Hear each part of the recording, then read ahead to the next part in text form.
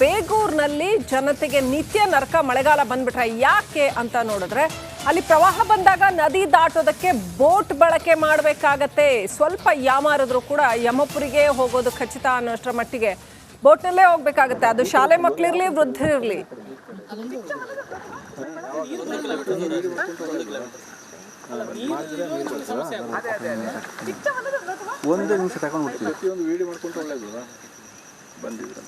ಪ್ರತಿ ವರ್ಷನೂ ಮಳೆಗಾಲ ಬರುವಾಗ ಇದೊಂದು ಪ್ರಾಬ್ಲಮ್ಮೇ. ಲಾಸ್ಟ್ ಇಯರ್ ಅಷ್ಟು ಮಳೆ ಇರಲಿಲ್ಲ, ಪ್ರಾಬ್ಲಮ್ ಅಷ್ಟು ಕಾಣಲಿಲ್ಲ.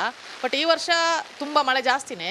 ಜೊತೆಗೆ ಎಂತ ಅಂತ ಹೇಳಿದ್ರೆ ಕಂಪ್ಲೀಟ್ ಬ್ಲಾಕ್ ನಮ್ಮ ಪರಂಬು ಮತ್ತು ಕೂಡಗಂಡಿ ಫ್ಯಾಮಿಲಿಯವರಿಗೆ ಪ್ರಾಬ್ಲಮ್ಮೇ. ಮತ್ತು ಮಕ್ಕಳಿಗೆ ತುಂಬ ಪ್ರಾಬ್ಲಮ್, ಶಾಲೆಗೆ ಹೋಗಲಿಕ್ಕೆ ಪ್ರಾಬ್ಲಮ್ ಆಗ್ತದೆ.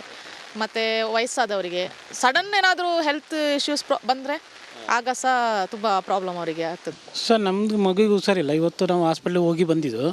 ಏನಂದರೆ ಪ್ರತಿ ಬಾರಿ ಮಳೆ ಬರುವಾಗ ಸ್ವಲ್ಪ ಮಳೆ ಬಂದರೆ ನಮಗಿದೆ ದೋಣಿ ಅವಸ್ಥೆ. ದೋಣಿ ಇಲ್ಲ, ನಮಗೆ ಯಾವುದೂ ಅನುಕೂಲ ಇಲ್ಲ. ದೋಣಿಲೇ ಹೋಗಬೇಕು, ದೋಣಿಲೇ ಬರಬೇಕು. ಕ್ಲಾಸಿಗೆ ಆಗುತ್ತಲ್ಲಿ ಅನಾರೋಗ್ಯ ಮಕ್ಕಳಿಗಾಗಲಿ ದೊಡ್ಡವರಿಗಾಗಲಿ ಯಾರಿಗಾದರೂ ಹಾಂ ರಜೆ ಇರುವಾಗ ಏನೋ ಅನುಕೂಲ ಆಯಿತು. ಇಲ್ಲ ಅಂದರೆ ಹೋಗಲೇಬೇಕು, ದೋಣಿಲೇ ಹೋಗಬೇಕು. ಕೊಡಗು ಜಿಲ್ಲೆಯಲ್ಲಿ ಧಾರಾಕಾರ ಮಳೆ ಆದಾಗ ಕಾವೇರಿ ನದಿಯಲ್ಲಿ ಪ್ರವಾಹ ಬರುತ್ತೆ. ಕಾವೇರಿ ನದಿಯಲ್ಲಿ ಪ್ರವಾಹ ಬಂದಾಗ ಈ ಬೇಂಗೂರು ಗ್ರಾಮ ಏನಿದೆ ಮಡಿಕೇರಿ ತಾಲೂಕು, ಇಲ್ಲಿ ಈ ಪ್ರವಾಹ ಬರುವಂಥದ್ದು ಮತ್ತು ಜನತೆಗೆ ಸಮಸ್ಯೆ ಆಗುವಂಥದ್ದು ಸಂಪೂರ್ಣವಾಗಿ ಇದು ಕಾವೇರಿ ನದಿಯ ನೀರು. ಇದು ಅಂದರೆ ಇಲ್ಲಿ ಸಮಸ್ಯೆ ಅಂತ ಹೇಳಿದ್ರೆ ಬೋಟ್ ಮೂಲಕ ಹೋಗಬೇಕು. ಅಂದರೆ ಇಲ್ಲಿ ಬಾಡಗ ಅಂದರೆ ಬೇಂಗೂರು ಚೇರಂಬಾಣೆ ಬೇಂಗೂರು ಗ್ರಾಮದಿಂದ ಬಂದು ಬಾಡಗಕ್ಕಾಗಿ ಮತ್ತು ಆ ಕಡೆ ಚೇರಂಬಾಣೆಗೆ ಹೋಗುವಂಥ ರಸ್ತೆ ಇದು. ಆದರೆ ಇಲ್ಲಿ ಏನಾಗಿದೆ ಅಂದರೆ ರಸ್ತೆ ಒಂದು ಕೇವಲ 2 ಕಿಲೋಮೀಟರ್ 3 ಕಿಲೋಮೀಟರ್ ರಸ್ತೆ ಅಷ್ಟೇ ಸರಿಪಡಿಸಬೇಕು. ಅದಷ್ಟು ಸರಿಪಡಿಸಿದ್ರೆ ಎಲ್ಲವೂ ಸರಿಯಾಗುತ್ತೆ. ಆದರೆ ಅದೆಷ್ಟೋ ವರ್ಷದಿಂದ ಅದನ್ನು ಸರಿಪಡಿಸಲಿಕ್ಕೆ ಅಧಿಕಾರಿಗಳಿಗಾಗಿಲ್ಲ, ಜನಪ್ರತಿನಿಧಿಗಳಿಗಾಗಿಲ್ಲ.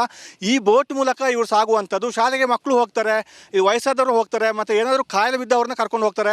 ಮತ್ತು ರಾತ್ರೋರಾತ್ರಿ ಏನಾದರೂ ಹೆಚ್ಚು ಕಡಿಮೆ ಆದರೆ, ಕಾಯಿಲೆ ತೊಂದರೆ ಆದರೆ ಅವರನ್ನು ಇಲ್ಲಿ ಕರ್ಕೊಂಡು ಹೋಗುವಂಥ ಇದೇ ಬೋಟ್ ಮೂಲಕ. ರಾತ್ರಿ ಕೂಡ ಇವರು ಬೋಟ್ ಓಡಿಸ್ಲಿಕ್ಕೆ ಬರ್ತೀವಿ ಅಂತ ಹೇಳ್ತಿದ್ದಾರೆ. ಅಂದರೆ ಗ್ರಾಮ ಪಂಚಾಯತಿ ವತಿಯಿಂದ ಒಂದಷ್ಟು ಹಣವನ್ನು ಇವರಿಗೆ ಕೊಡ್ತಾರೆ ಒಂದು ವರ್ಷಕ್ಕೆ ಅಂತ ಹೇಳಿ. ಅದರಲ್ಲೇ ಇವರು ಈ ಸೇವೆಯನ್ನು ಮಾಡುವಂಥದ್ದು. ಅಂದರೆ ಇದು ತುಂಬ ಆತಂಕದ ವಿಷಯ ಕೂಡ. ಯಾಕೆಂದರೆ ಶಾಲೆ ಮಕ್ಕಳು ಹೋಗುವಂಥದ್ದು, ವೃದ್ಧರು ಹೋಗುವಂಥದ್ದು ತುಂಬ ಆತಂಕ ಇದೆ. ನೀರು ಇದಕ್ಕಿಂತ ಹೆಚ್ಚು ಬರುತ್ತೆ ಒಂದೊಂದು ಸಲ. ಈಗ ಕಳೆದ ಒಂದು 3 ದಿವಸಗಳಿಂದ ಮಳೆ ಆಗ್ತಾ ಉಂಟು, ಅದಕ್ಕೆ ಇಷ್ಟು ನೀರಿದೆ. ಈಗ ಜನಗಳನ್ನು ಬಿಟ್ಟು ನಾವು ಇಲ್ಲಿ ಹೋಗ್ತಾ ಇರುವಂಥದ್ದು. ಸುಮಾರು ಒಂದು 500 ಮೀಟರ್, ಒಂದು ಅರ್ಧ ಕಿಲೋಮೀಟರ್ ಅಷ್ಟು ಈ ರೀತಿ ದಾಟಬೇಕು. ಇದು ತುಂಬ ಗಾಳಿಗಳಿದ್ದಾಗ ಈ ಬೋಟ್ ಆಚೆ ಈಚೆ ಒಲಾಡುವಂಥದ್ದು ಇದೆ. ತುಂಬ ಸಮಸ್ಯೆ ಇದೆ. ಆದ್ದರಿಂದ ಹಿರಿಯ ಅಧಿಕಾರಿಗಳೇನೆಂದರೆ, ಜನಪ್ರತಿನಿಧಿಗಳೇನೆಂದರೆ ಆ ರಸ್ತೆಯನ್ನು ಸರಿಪಡಿಸಿದರೆ ಈ ಸಮಸ್ಯೆ ಇರಲ್ಲ. ರಸ್ತೆ ಕೇವಲ ಒಂದು 3 ಕಿಲೋಮೀಟರ್ ರಸ್ತೆಯನ್ನು ಸರಿಪಡಿಸಿದ್ರೆ ಅಷ್ಟೇ ಸಾಕು. ಈ ಬೋಟ್ ಬೇಡ ಅಂತ ಇವರು ಹೇಳ್ತಾ ಇದ್ದಾರೆ. ಅದನ್ನು ಸರಿಪಡಿಸುವ ಕೆಲಸವನ್ನು ಈ ಅಧಿಕಾರಿಗಳು ಜನಪ್ರತಿನಿಧಿಗಳು ಮಾಡಬೇಕಾಗಿದೆ. ಈಗ ಗ್ರಾಮ ಪಂಚಾಯತಿ ಸಹಕಾರದಿಂದ ಇವರು ಇಷ್ಟೆಲ್ಲ ಈ ಬೋಟ್ ವ್ಯವಸ್ಥೆಯನ್ನು ಮಾಡ್ಕೊಳ್ತಾ ಇದ್ದಾರೆ. ಒಟ್ಟಾರೆ ಆದಷ್ಟು ಬೇಗ ಇವರ ಈ ಸಮಸ್ಯೆಗೆ ಮುಕ್ತಿ ಸಿಗಲಿ ಅಂತ ಹೇಳುವಂಥದ್ದು ನಮ್ಮ ಆಶಯ. ಕ್ಯಾಮರಾ ಪರ್ಸನ್ ದಿವಾಕರ್ ಜೊತೆ ಅನುಕಾರ್ಯಪ್ಪ, ರಿಪಬ್ಲಿಕ್ ಕನ್ನಡ, ಕೊಡಗು. ಇನ್ನು ಕೃಷ್ಣಾ ನದಿ ತೀರದ ಭಾಗಗಳಲ್ಲೂ ಕೂಡ ಸಿಕ್ಕಾಪಟ್ಟೆ ಪ್ರವಾಹದ ಪರಿಸ್ಥಿತಿ ಉಂಟಾಗಿದೆ. ಭೀಕರ ದೃಶ್ಯಗಳನ್ನು ಡ್ರೋನ್ ತೋರಿಸಿದೆ. ಹೇಗಿದೆ ಪ್ರವಾಹದ ಆತಂಕ ಅನ್ನುವಂಥದ್ದು. ಕ್ಷಣಕ್ಕೂ ಕೃಷ್ಣೆಯ ನೀರು ಹೆಚ್ಚುತ್ತಾ ಇರುವಂಥದ್ದು. ಕಳೆದ ಕೆಲವು ವರ್ಷಗಳ ಹಿಂದೆ ಕೃಷ್ಣೆಯ ನೀರು ಹೇಗೆ ಇಡೀ ಉತ್ತರ ಕರ್ನಾಟಕವನ್ನು ತೊಳೆದು ಹಾಕಿತ್ತು ಅನ್ನೋದನ್ನು ನಾವು ನೋಡಿದ್ವಿ. ಕೃಷ್ಣಾ ನದಿಯ ರೌದ್ರಾವತಾರಕ್ಕೆ ಈಗಲೂ ಕೂಡ ಜನ ಬೆಚ್ಚಿ ಬೀಳ್ತಾ ಇದ್ದಾರೆ. ಕೃಷ್ಣಾ ತೀರದಲ್ಲಿ ಪ್ರವಾಹದ ಆತಂಕ ಉಂಟಾಗ್ತಾ ಇದೆ.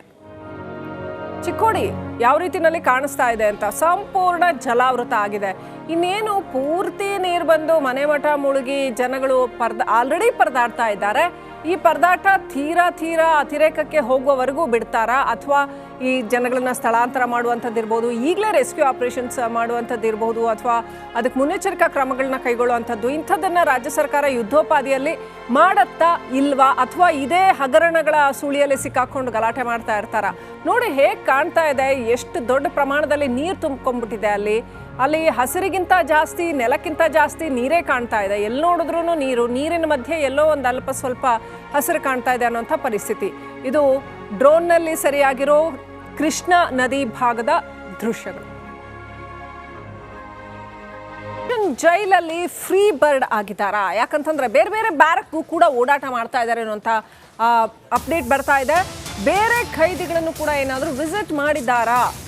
ರಿಲೀಫ್ ಸಿಕ್ಕಿದೆಯಾ? ಹಾಗಾದರೆ ದರ್ಶನ್ಗೆ ಪರಪ್ಪನ ಪಂಜರದಲ್ಲಿ ಬ್ಯಾರಕ್ ಹೊರಗಡೆ ಓಡಾಟ ಮಾಡ್ತಾ ಇದ್ದಾರಂತೆ ದರ್ಶನ್. ಬೇರೆ ಖೈದಿಗಳ ಭೇಟಿಗೂ ಕೂಡ ಅವಕಾಶ ಮಾಡಿಕೊಡ್ಲಾಗಿದೆಯಾ ಅನ್ನುವಂಥ ಪ್ರಶ್ನೆ ಮೂಡ್ತಾ ಇದೆ. ಫ್ರೀ ಬರ್ಡ್ ಹಾಗೆ ವಾಕಿಂಗ್ ಮಾಡ್ತಾ ಇದ್ದಾರೆ. ಬೇರೆ ಬ್ಯಾರಕ್ ಹತ್ರ ಎಲ್ಲ ವಾಕಿಂಗ್ ಮಾಡ್ತಾ ಇದ್ದಾರೆ ಅಂತ ಹೇಳಲಾಗ್ತಾ ಇದೆ. ಜೈಲಲ್ಲಿ ರಿಲ್ಯಾಕ್ಸ್ ಮೂಡ್ನಲ್ಲಿ ಇದ್ದಾರಂತೆ. ಇದು ಹೇಗೆ ಸಾಧ್ಯ? ಇದು ಜನಸಾಮಾನ್ಯರಿಗೂ ಒಂದು ನ್ಯಾಯ, VIP ಗಳಿಗೂ ಒಂದು ನ್ಯಾಯ ಆಗತ್ತಾ ಜೈಲಲ್ಲಿ? ಹಾಗಾದ್ರೆ 2 ದಿನದಿಂದ ಜೈಲಿನ ಬೇರೆ ಬ್ಯಾರಕ್ ಸುತ್ತಮುತ್ತ ದರ್ಶನ್ ವಾಕ್ ಮಾಡ್ತಾ ಇದ್ದಾರೆ ಅನ್ನೋಂಥ ರಿಪೋರ್ಟ್ ಇದೆ.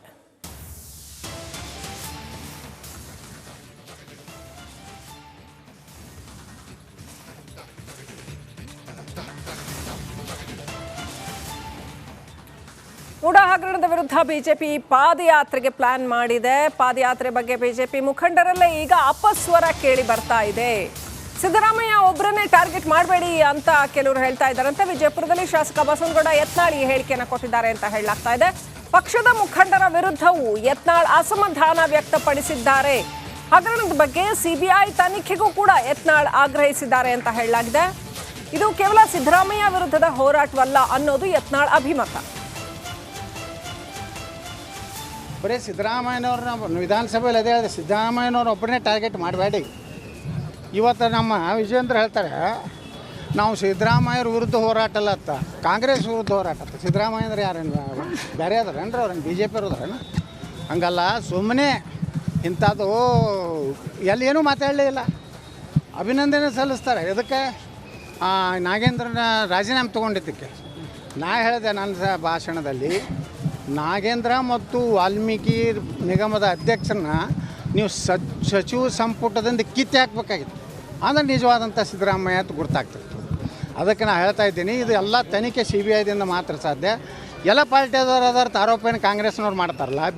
ಭೈರತಿ ಸುರಲ್ಲಿ ಗುಡ್ಡ ಕುಸಿತಗೊಂಡು ಇಂದು 13ನೇ ದಿನದ ಕಾರ್ಯಾಚರಣೆ ಮುಂದುವರೆದಿದೆ. ಗಂಗಾವಳಿ ನದಿ ಅಡಿಯಲ್ಲಿ ಮುಳುಗು ತಜ್ಞರಿಗೆ ಸಂಕಷ್ಟ ಎದುರಾಗಿದೆ.